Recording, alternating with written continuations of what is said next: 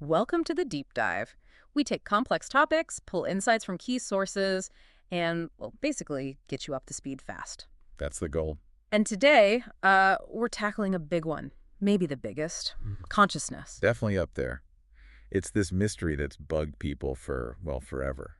Physicists, psychologists, monks, you name it. Right, it's like this elusive thing. And, the usual way we talk about it often feels fragmented, like it's just something in your head. Exactly. We try to pin it down, just locate it in the brain maybe. Yeah. But the more you try to isolate it like that, the more it just seems to slip away. It gets paradoxical. Yeah, you hear about neurons, brainwaves, quantum stuff, the self, the world.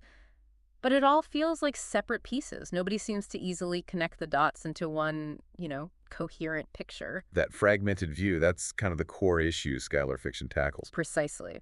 So what if we just flip that? What if consciousness isn't just this thing we have? What if it's more dynamic, something we shape, and maybe something that shapes us back, like at every level? What if it's not just parts, but something inherently whole, entangled across physics, our minds, even our culture? That's the big, bold question for today. It's pretty profound when you think about it. And that's really the mission here. We're diving into a pretty radical unified theory. It comes from Skylar fiction's work, Entangled Actualization, a unified theory of consciousness across physics, psychology, and culture. Sounds ambitious. It is. It challenges that fragmented view head-on. The core idea, consciousness as this unified field. It's about coherence, complexity, and crucially, it's not just the brain. It emerges from relationships, quantum ones, psychological ones, even cultural ones. Okay, so our aim today is to give you a kind of shortcut to understanding this. We're leaning heavily on Skylar fiction's synthesis, which pulls from a ton of sources. Expect some surprising connections, hopefully some real aha moments. Yeah, we're going on a bit of a journey, starting way down at fundamental physics, Okay. then moving up through the human mind, Right. and then zooming out even further, looking at culture, even things like ascetic practices. Old wisdom, new science, all potentially pointing the same way. And the big payoff, the idea is what? Flourishing. Pretty much. The path to human flourishing, maybe even deeper understanding, might lie in what fiction calls consciously engineering coherence across all these levels. So we'll be digging into this model, entangled actualization, trying to see how these different fields might actually fit together. Let's get into it. Okay, right. Consciousness. Usually we think brain, don't we? Neuroscience, psychology. They've done amazing work mapping the correlates, seeing which bits light up when we feel something or think something. Absolutely. They show us where and how it seems to show up in our neural wiring. We see the activity, identify the regions involved in perception, emotion, memory. But, and this is the leap Skylar fiction takes, right? What about its fundamental origin, its actual nature? That's where things get really interesting and where physics comes in. Yes. Physics offers these, well, pretty bold ideas, suggesting consciousness isn't just a product of biology, but maybe something woven into reality itself, way beyond just our skulls. It's a huge conceptual jump, isn't it? Instead of consciousness just sort of emerging from complex brains. Right, like magic. Yeah. Some physicists are saying, hold on, maybe it's more fundamental. Maybe it's like a basic property of the universe, maybe even a state of matter. Which leads us straight to Max Tegmark, brilliant physicist, and his idea of perceptronium. Perceptronium. Tegmark doesn't see consciousness as this mystical, fuzzy thing. He proposes it's a specific kind of physical substance, or maybe configuration is a better word, perceptronium. Okay, so like solid, liquid, gas, perceptronium. Kind of. He suggests conscious systems have these specific measurable properties related to information. It's a state defined by how it handles information. So what makes something perceptronium? What are the criteria? 4 key things, according to Tegmark. It needs to be able to store information, process it, transmit it internally. And this is the big one, integrate all that information into a unified, coherent whole. Integration, so it's not just scattered data points. Exactly. Consciousness, in this view, isn't vague. It's a pattern you could potentially measure. High integration, low entropy. Low entropy. Okay, break that down. Like less randomness, more order. Think of it like a perfectly organized library versus a chaotic mess of papers. The library has low entropy information, structured, integrated, easy to access. The messy pile, high entropy, hard to get anything coherent out of it. Tegmark's perceptronium is like that hyper-organized library of information. Okay, that makes sense. And this sounds a bit like other theories, doesn't it? Like integrated information theory, IIT. It definitely resonates with Tononi's IIT, yes. Yeah. Both talk about information integration being key. But Skylar Fiction points out Tegmark goes a step further. He makes consciousness potentially ontological. Ontological meaning, part of the fundamental furniture of reality. Exactly. Yeah. Not just a computation or an illusion generated by the brain, but a real physical configuration, like mass or charge, Yeah. existing in the mathematical structure of the universe. Wow. Okay, so the takeaway for you listening is this really shifts things. It challenges that default idea that consciousness is just a brain thing, a biological fluke. Right. If Tegmark's right, it could be a fundamental property of the universe itself, something the universe is when it gets complex and integrated enough, not just something our brains do. Okay, so that's Tegmark consciousness as a state of matter, basically. But then you've got David Chalmers and Kelvin McQueen pushing things even further. Oh, yeah. Their idea is, well, it's pretty mind-bending. What if consciousness isn't just a state of matter, but an active force, something that actually shapes physics? Shapes physics, how? They dive into one of the biggest puzzles in quantum mechanics, the measurement problem. You know, how particles exist in this fuzzy cloud of possibilities, a superposition. Right, like Schrodinger's cat being both alive and dead. Exactly. Until you measure it or observe it. Then, bang. The cloud collapses into one definite reality. The particle picks a state. But the big question has always been, what causes that collapse? Yeah, what's the trigger? Chalmers and McQueen propose something radical. Maybe it's consciousness. Yeah. Specifically, highly integrated conscious states. Wait, so our awareness, our focused attention, could be the thing that collapses the wave function, makes reality choose an outcome. That's their hypothesis. Yeah. It's not random. They suggest that a coherent, integrated conscious mind can systematically trigger this collapse, turning quantum possibility into definite reality. The implications are huge. It changes everything about the observer. Totally. It re-enchants the observer, as fiction puts it. Consciousness isn't just passively watching a movie that's already playing. It's an active participant. It's in the movie, maybe even directing parts of it. So every time I pay attention, every act of focused awareness, it might be a physical interaction, collapsing possibilities. That's the idea. You're not just perceiving reality. You might be actively participating in its creation, moment by moment. And maybe a really coherent, integrated mind has a stronger effect, a clearer collapse. Wow. Okay. That's a lot to chew on.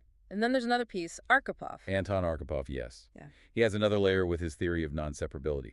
It's a way to bridge the gap between quantum weirdness and our everyday classical world, offering a framework for understanding the unity of conscious systems. Non-separability, what's the core idea there? The gist is that consciousness pops up in systems where the internal parts, the degrees of freedom, are fundamentally linked. You can't describe or understand one part without referring to the whole system. Like those entangled quantum particles, where measuring one instantly affects the other no matter how far apart. Exactly like that. They're non-separable. Their fates are intertwined.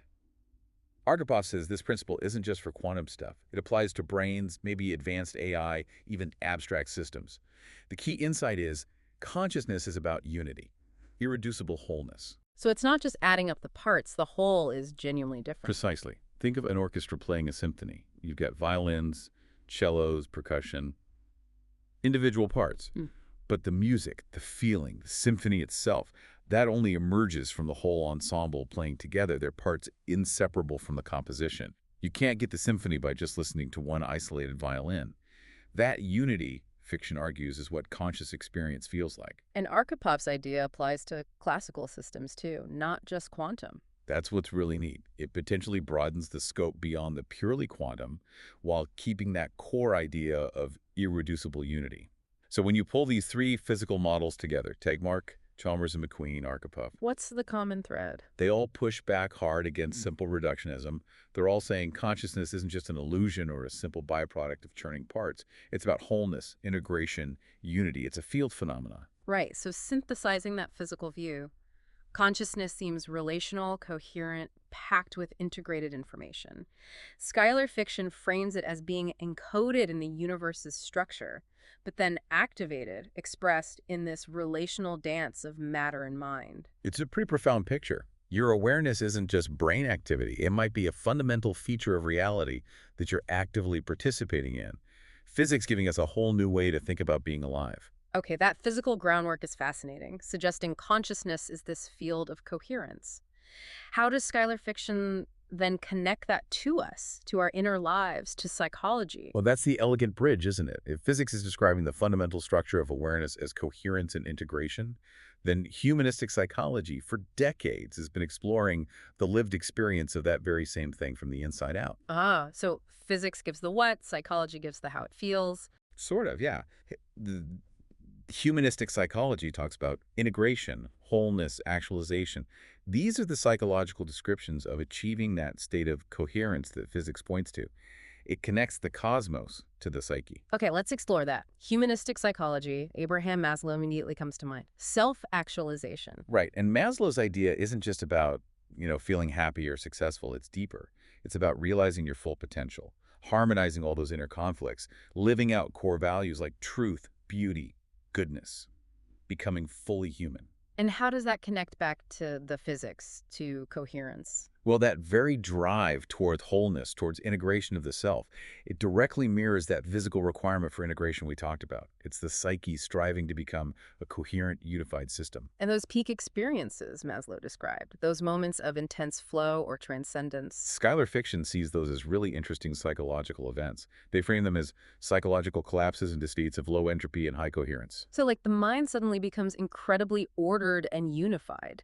Exactly. All the usual mental clutter, the noise, the fragmentation, it just falls away, leaving this state of intense presence, clarity, unity. It's a temporary glimpse of that fully integrated, coherent self. And Maslow's hierarchy of needs fits in here too. Like, you need the basics covered first. Yeah, absolutely. If your basic needs for safety, belonging, stability aren't met, it creates what fiction calls psychological noise, static. It makes it hard to achieve that higher coherence. So fulfilling those lower needs clears the way. It enables a more stable, high-frequency awareness, less static, clearer signal. It's like preparing the ground for that low-entropy, high-integration state, the psychological equivalent of Tegmark's perceptronium. Okay, Maslow sets the stage with self-actualization. Then there's Carl Rogers. Another giant. Rogers talked about the fully functioning person, and for him it wasn't a destination, but a process. Being open to experience, living in the now, trusting your inner guidance system. That internal locus of evaluation, not relying on external validation. Exactly. And Rogers' therapy aimed to create the conditions for that to happen. Empathy, genuineness, unconditional positive regard. These weren't just nice sentiments. They were seen as necessary conditions for the self to reorganize, to integrate, to find its own coherence. So the therapeutic relationship itself helps the person become more whole. Yes, it aligns beautifully with Archipov's non-separability idea, but applied internally. When you feel safe enough, seen enough, accepted enough, those fragmented parts of yourself can come forward and integrate. They become non-separable parts of a coherent whole. The therapy room becomes a kind of coherent field. A relational entanglement, as fiction puts it. It provides the supportive structure for your own internal coherence to emerge. And think about Rogers' emphasis on congruence alignment between thoughts, feelings, actions. That's informational alignment, mirroring Tegmark's integration. The self becomes a more ordered, low-entropy system. Okay, so we have these big psychological theories. How does this translate into something more practical, like coaching psychology? Right, coaching takes these humanistic principles and applies them in a more structured, goal-oriented way, helping people get clarity, figure out their future direction, find meaning. Standard coaching goals. But how does it fit this coherence model? Well, Skylar fiction argues these coaching interventions do more than just make you feel better. They actually shape the structure of your mind. They help reduce that cognitive noise we talked about, improve self-regulation, get your values aligned with your actions. So coaching is like tuning the mind. Exactly. Fiction calls it the practical tuning of the human mind as a coherent information field. Give me some examples. How does something like gratitude journaling fit in? Okay, think about gratitude journaling, or visualizing your future, or clarifying your core values. These aren't just positive thinking exercises. Fiction suggests they actively decrease mental entropy. They create more order in the brain. They help create more coherent neural and emotional patterns. They organize your internal landscape. Even Seligman's PERMA model for flourishing, positive emotion, engagement, relationships, meaning, accomplishment, it points to flourishing being structural. A flourishing mind is highly integrated, low noise. It's operating coherently. So pulling Maslow, Rogers, and coaching together. Yeah. The message is that our minds aren't just passive receivers. Not at all. The mind is an active participant in organizing its reality, both internal and maybe even external. Psychological growth, achieving that inner coherence, it's like the flip side of the coin to the physical processes of consciousness. Fiction calls them mirror images of the same process. Coherence becoming conscious. And here's that mind-bending implication again. If the observer affects quantum collapse. Then your inner state, your psychological coherence, might not just color your perception, it might actually ripple outwards, subtly influence reality itself. Like a deeply calm, integrated person might literally create a more stable field around them. It's a provocative idea, but it follows from this unified model. Inner harmony might have external consequences, blurring the line between mind and matter in a really fundamental way. Your inner work isn't just internal anymore. Okay, we've gone from quantum fields to the inner world of psychology. But consciousness isn't just physics and individual minds, is it? There's culture, society. It's absolutely essential. We can't stop at the individual. Consciousness is profoundly shaped by our culture, our language, the worldview we inherit. Skylar fiction argues we have to look beyond just Western individualism to see how these larger systems act as tuning mechanisms for the mind. Tuning mechanisms, like culture, shapes how our consciousness operates. Precisely. This next part explores global psychology's ascetic traditions and this idea of epistemic humility, recognizing the limits of our own way of knowing. Consciousness isn't just in neurons or quantum states, it's also embedded in our rituals, our symbols, our shared meanings. Culture doesn't just reflect the consciousness, it helps construct it. Cultural psychology really challenges those universal assumptions, doesn't it? It really does. Standard Western psychology often treats the self as this fixed, independent unit. But research, like Kim et al.'s work, shows huge variation. Westerners often define themselves by personal traits, achievements. While many non-Western cultures emphasize relationships, duty, interdependence. Exactly.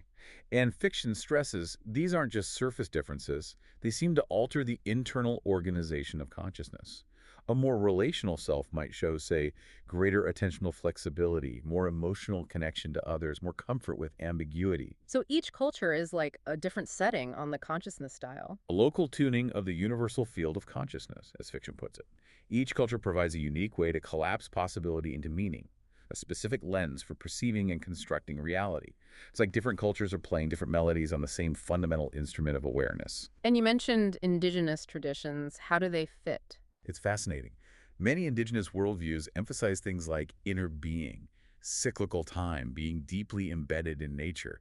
Ideas that resonate surprisingly well with quantum concepts like non-separability and entanglement. So cultural psychology becomes almost like a field theory itself, mapping how consciousness manifests differently. That's the perspective fiction offers.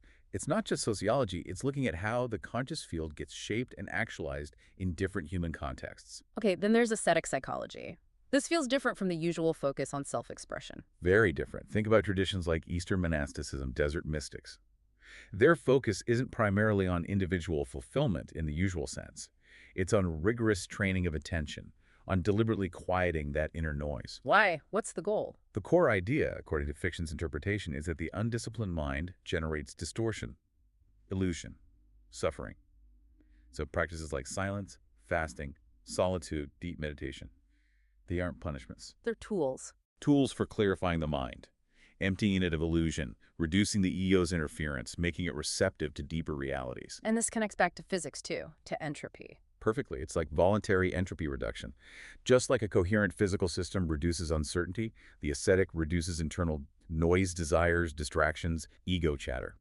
What's left isn't empty, it's highly coherent, highly focused. And these highly coherent states might affect reality, like the Chalmers idea.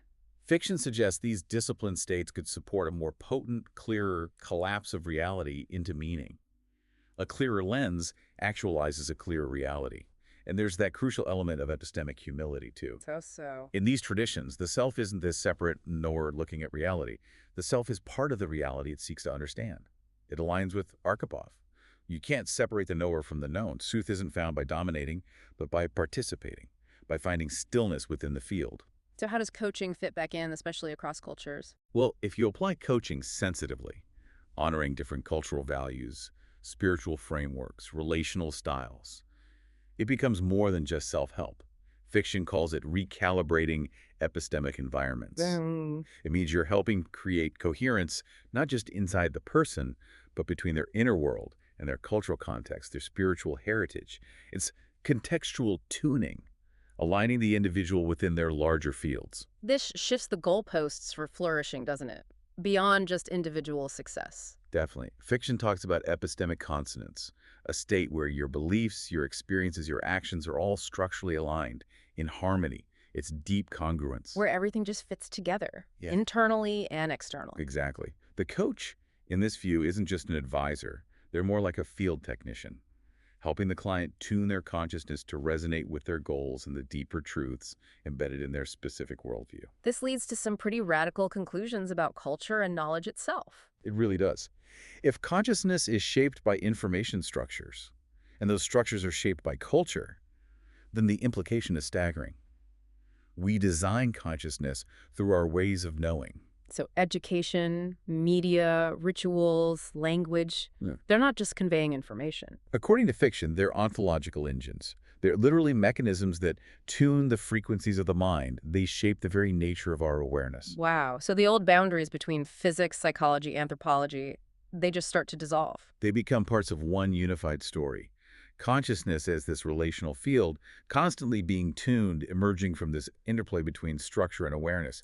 The self isn't a static thing to figure out. It's a song to be tuned. A waveform shaped by silence, discipline, connection, and coherent knowing. It's dynamic, alive, and we're all part of that tuning process. Okay, so we've covered a lot of ground. Quantum physics, deep psychology, culture, asceticism. What's the final synthesis? How does Skylar fiction pull all these threads together in the entangled actualization model? Right, this is the core of it. The journey has shown, hopefully, that consciousness seems to bind things together. It integrates, it participates, it's structured, it's shaped, it's shared across all these different levels. It's not isolated. Not at all. And that leads to the central definition of entangled actualization. Consciousness is an entangled field of information that becomes actualized, becomes real, becomes manifest through structural coherence across physical, psychological, and epistemic levels. Entangled actualization. Yeah. Let's unpack those levels of coherence again within the model. Okay, 4 key interconnected levels. First, physically. It arises from systems with high integration and low entropy. That's the bedrock, the Tegmark idea of perceptronium. The fundamental informational fabric needs to be coherent. Right. Second, Psychologically. it's shaped by that inner alignment, emotional clarity, finding meaning, integrating the self. That's the Maslow and Rogers piece, applied through things like coaching, tuning the inner world. Culturally, modulated by our shared values, rituals, ways of knowing our epistemologies. Culture acts as that tuning mechanism, shaping how the field manifests in a collective context. And finally, Spiritually or philosophically, this coherence can be actively cultivated, refined through practices like silence, humility, transcendence, the ascetic path, quieting the noise to achieve deeper clarity and connection. and the crucial word here is entangled. These levels aren't just stacked on top of each other. Exactly. That's central. They're not separate silos. They're entangled expressions of the same field. They constantly influence each other, interact, resonate. So coherence in one area can bleed over, affect the other. Precisely. When you achieve coherence at one level, say deep psychological integration, it creates the conditions for, and often actively helps build, coherence at other levels. It ripples through the system. And that's the basis for things like healing, insight, transformation. That's what fiction argues. These aren't just metaphors. They're literal processes of field alignment, a structural tuning of the entire conscious field across all its dimensions. Healing is reintegration. Awakening is achieving resonance. Okay, if this model holds water, what are the practical, real-world implications? How does it change things? The implications are potentially transformative across many areas. Like therapy and coaching. Yeah, they become reimagined as conscious field design. You're not just treating symptoms, you're helping tune the person's entire field through relationship, through language, aiming for that deep systemic coherence, helping them find their harmonic resonance. And education? Education shifts from just stuffing heads with facts to being understood as acts of frequency modulation.